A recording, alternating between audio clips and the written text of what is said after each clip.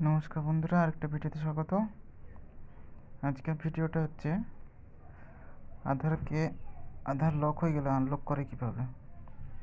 আগে এটা হতো যে এই যে দেখছেন, এটা হচ্ছে আধার সাইট। এইখানে যে লক আনলক আধার আছে, এটাতে ক্লিক করে নেক্সট করে দিলে আগে এইখানে আধার নাম্বারটা দিলেই চলে আসতো, কিন্তু এখন হচ্ছে সেটা আসছে না। এখন হচ্ছে ভার্চুয়াল আইডি নাম্বারটা খুঁজছে। তো ভার্চুয়াল আইডিটা নাম্বারটা পাওয়ার জন্য আমাদেরকে যেটা করতে হবে সেটা হলো এই যে দেখুন, RBID ক্যাপিটাল হাতে লিখে 1947 মেসেজ করতে হবে, এবং এটা সেই নাম্বার থেকে মেসেজ করতে হবে যেটার সাথে আধার লিঙ্ক আছে, না হলে কিন্তু এই ভিআইডি নাম্বারটা আসবে না।